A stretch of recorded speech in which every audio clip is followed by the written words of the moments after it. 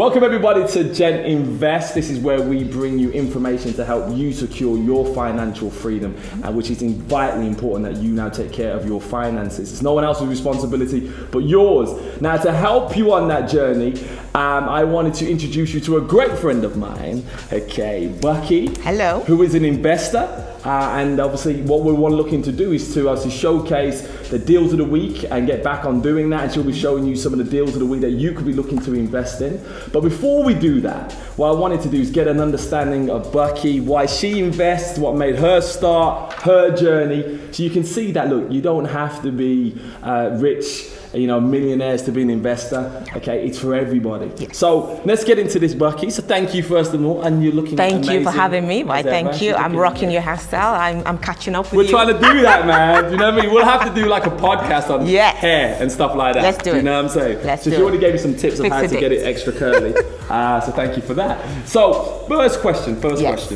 Other than investing, so obviously you are now quote unquote an investor, but other than investing, what do you do? So I'm a physiotherapist by background. Okay. I have done that for many years. Yeah. I'm not going to disclose. Okay. She looks really young. She's only like 20, so I don't know how many years. It was like 2 years? Black don't crack. That's the one. It's true. Yeah. But yes, I've done that for a very long time. Yeah. I've done that in the NHS and in the private sector. So yes, that is my So you went to university? Yes. Studied really hard? Yes. Got the job? Yes. Got the career? Yes. And then you said, actually, this is not enough? Not quite. I was very content in my job, but there was just something in me that said there's more, or there's something different. Right, there's something. What was that more? I don't know. I'm trying to think now. If I'm looking on the other side of this lens, I'm like, what was more? More in terms of what? Good question. I believe in God. Yeah. And I believe that we all have a purpose. And I believe that part of my purpose is to be a physiotherapist and to hopefully provide great care for my patients. Yeah. But I just felt like there was a deep desire in me to do something else. Right. And that something else was in affiliation with charities and missions. And that just grew and grew and grew. Okay. So your reason for investing is because you had and I always love that we talk about personal development, is actually having a big why. So you had a big why, and that was a charity to help more and more people. Yes. So the investing will help you to do what? How does that help you to deal with the why then? So the investing, God willing, will help me to be financially free. And just give me cash flow monthly, so that then I can release myself from my job. Not fully, because I enjoy my job. I like what I do, but so I can then start to do other things and not be reliant on the job to bring in the money to pay the bills. Okay, so you can have multiple streams of income. That's correct. And one of the things that we always recommend is that you have more than one stream of income. Yes. We can talk about that. What we're going to do, we're going to give you a podcast, so we're going to go deep into some of these things. Yes. All right. So you had this why, and you wanted extra income because you could have time freedom. That was the key thing. Yes. One of the things that I liked what you say is that this was not about giving up work. Like you still want. Cause so many people say to me, "Hey, Denzil, I want to invest so I never have to work." I'm like, no. Why would you want to do that? Like, no, and I think that's the wrong perception, because actually investment is a lot of work. Yeah. It is so much more than your normal day job. Yeah. In my day job, I've come to a place where I can kind of just do it. Yeah. So to speak, investment is out of my comfort zone. So it is a lot more work. And it's not passive income because you're still working at it. Yeah. But at the end of the day, once you dig the roots, and then you can then sit back if you choose to, and allow the shades just to, provide a cool breeze if you choose to. I'm loving the analogies. You should be like a storyteller. That's it. That's another income stream. There we go. There we are. So you could be an author, so watch your space. There we go. There we go. So tell us about the first deal that you did. Was you scared? So you've gone from having a career, because a lot of people will be like, Denzil, I'd love to invest, but I'm so scared of making a mistake on the first. I've got a fair few now, so I don't really worry so much. But I know other investors, when it's their first time, it's like, what's the right property? Where do I invest? Yeah. Should I buy single let, multi-let? Oh my gosh. So was you scared? Beyond. On your first what? Like scared is beyond. I was petrified. I am the safest individual you will ever meet, ever. Yeah. I am of the mentality of where you go to school, you get your degree, you do your job, you retire, God calls you home, kind of thing, Amen. So when this came up, it wasn't even me. And when I signed up for it, I literally put everything on the line. Wow. And I remember I had like 3 days of intense headache. Yeah. Just because I thought, what have you done? Why have you risked everything? When you have everything, this is like your savings and stuff? Everything. Wow. The house, everything was gone. Oh my gosh. Okay, so your appetite for risk then? Minimum. Because I've got like quite a high appetite for risk. I actually like it. It gives me that. But from your side, I love that. It gives me palpitations. I literally was like, oh Jesus, help me. Oh my goodness. No. Oh, okay. So for anyone who is, and I like that because some people might look at Denzil and go, yeah, but you just love all of that.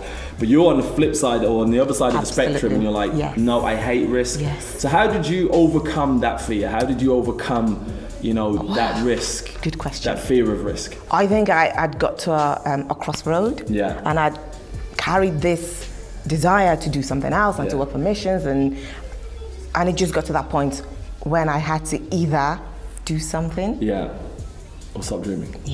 Or kill the dream. Or kill the dream. Oh, okay. And I just thought, take the leap, jump, now, do it. Brilliant. And so I did. Now, one of the things that I know that you did, and I've done, I spent quite a lot of money. When I first started investing, I didn't do this, but I have, since that point, got a lot of education about investing money and things like that. So I'll continue to, and I know you did that. Did you find that the education in properties or an understanding the whole world of property investment helped to do your first deal? Yes, I personally did. Now that's not to say it's right for everybody because I know of people that are so successful in property and they have got their education from life. So they've just with time learnt how to invest, how to research the market, how the different strategies that are there. But I'm such a big believer in education and I think it's the way forward. And the way I see it is when I went to university, I had to pay for that education and nobody would blink an eyelid. But when you pay for property education, it seems a little bit obscured to my friends. So why would you spend that? That's right. That's right. Or whatever it may be. That's right. But my philosophy is there's a lot of money to be gained in property, but there's a lot to lose as well.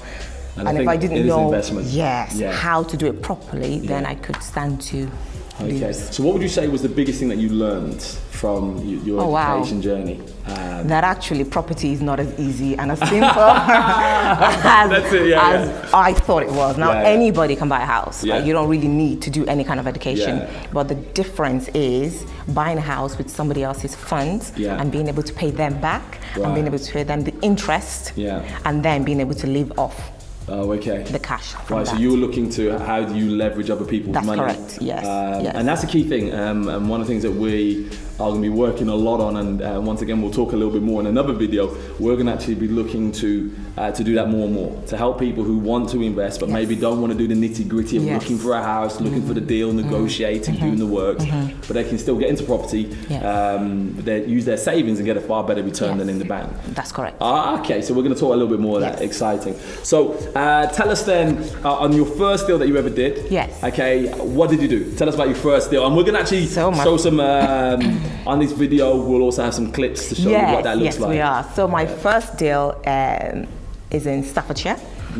It is a 3-bed semi-detached. It's quite a relatively big property. So my original intention when I went to Staffordshire... You're not from Staffordshire? No, I'm not, no. I chose that... Why did you choose that area? So I chose that reason because of my market research. So when I started my investment, my strategy was buy-to-let, so single-lets. And the figures seemed to work better in Staffordshire. But the reality is when I went there, I realized that actually it doesn't quite work out. The competition is fierce, and house prices are much cheaper than here, but they're rocketed to the point that you can't really make a decent investment and you can't cover yourself if the mortgage interest rate rises. So I then went back to the drawing board and I changed my strategy to house of multiple occupancy, HMO. It's multiple different people. So was you looking at students or? Anything. I tried not to restrict my search, so students, professionals primarily was what I was targeting. Fantastic. And you complete on that deal now? That's all done? Yes, that's all done. We've now got 3 tenants in and been on the market for... About 2 weeks? Yes. About 2 weeks? Say, yes. So all rooms are taken now? So no, it's 5 bedrooms. So there's 3 tenants in, so just 2 more rooms to fill. And fantastic. So you've got a property that you converted from a 3-bed to a 5-bed? Yes. And that'll be cash flowing? Well, there's probably cash flows now actually, probably on 3 Yes. I haven't done the numbers. I haven't looked into the deal personally, but just doing some rough numbers. Yes. It should be cash flowing now, and then obviously correct. the extra 2 gives you good cash flow. That's correct. Yes. Fantastic. Yes. So here's the thing. Then, what's the vision for you then in your property investment future? What else can we see from you? Okay. Doing? So if the Lord wills, nobody knows what tomorrow holds, and my dreams and my desires, I've just learned to put them in God's hand. There's a saying: give the man the pencil, but give God the eraser, because He could just come and be like, no, you're done with this. Yeah. Or He could say, yes, I'm going to help you blossom and grow this. So if the Lord wills, I would really like to grow this property journey while still remaining in physiotherapy. Fantastic. Ideally, I would like to do a few more HMOs, but really my dream would be to do commercial to residential, so like find a derelict office or an ex-care home space. Or just something like that, and change the use of it to residential. And then my ultimate goal would be to do land development. I would be like, yes. I can't sit. You're gonna have your Bob the Builder hat on, your high-vis jacket, and you're driving around. My forklift. So then I would watch out, guys! Get out of the way, man. I've arrived. Bukky's here. I've arrived. Then I would be pleased. Okay, a great vision. Okay, and the great thing is what we'll be doing. We'll be documenting, some of that journey. So the deals that she's looking at and things like that, and how we're growing that. So that's gonna be an interesting one. One of the things I do like, and you mentioned, is that you don't give up your job. Investing doesn't mean that you buy one house and then that's it. No. It's keep that stream of income coming. Okay, until you get to a almost like a pivot point where you can't work anymore. So build so many properties that you're like, physically I can't. Too many people, I think, jump out of work, okay, and lose that stream of income, their employment. And if you're going to buy properties, here's a little side note: most mortgage lenders want you to earn about $25,000. That's correct. Okay, as a minimum. That's correct. To be able to get a buy-to-let mortgage or a commercial mortgage. So listen, working is good and earn as much money there. It allows you to get credit. That was a little side note. Okay, so you're going to be doing some deals of the week. Yes. What kind of things can we expect on the deals of the week? I know, throw you on the spot. She's only going to start that with us, so she's joining. I don't know. So I'd like to show you what my day entails. It is not glamorous. The amount of people that think properties. It's not high heels and Bentleys. Oh my goodness. No Las Vegas Literally and all that. not glamorous. Okay, right. Now, what gets me excited is the smelly, grotty, dirty, stinking, derelict houses. Then I'm like, yes. Right, these are ones. And why do you like those? Because those are the ones most people. Ka-ching. All right. That's why I like it. Yeah. Because then I can go in, I can add value to it, and I can put a good stamp on it. Awesome. And I know that it's done to a very efficient standard. Whereas if you go and buy something that's already made, sometimes you're not always sure what's hidden or lurking behind. And that can happen. But if you got it right down. That's correct. Okay, and we're going to be bringing you a property that hopefully is going through in the next couple of weeks. So we'll show you what we'll be doing on that conversion. But obviously we'll show you what. Do you've got before pictures of the house?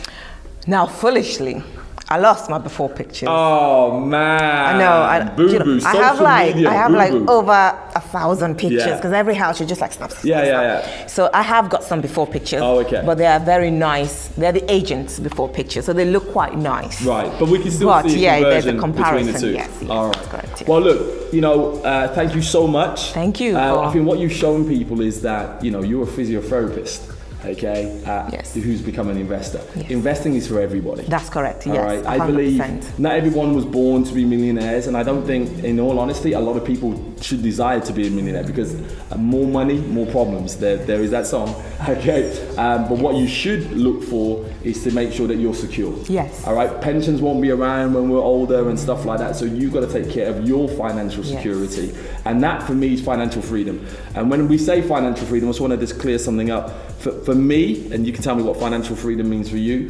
is if my expenses, so if your expenses are like, I don't know, £1,000 a month, £1,500 a month, if you knew that was covered, if you didn't work, that's right. For me, that's freedom. Bang on. Yeah, so you may not drive a Ferrari, you may not have the home in the Bahamas, but if you could have your bills paid every month, that's correct. Without you working, that's financial security, and that is possible for everybody. Yes. All right. So what does financial freedom mean to you? Exactly what he just said. Boom!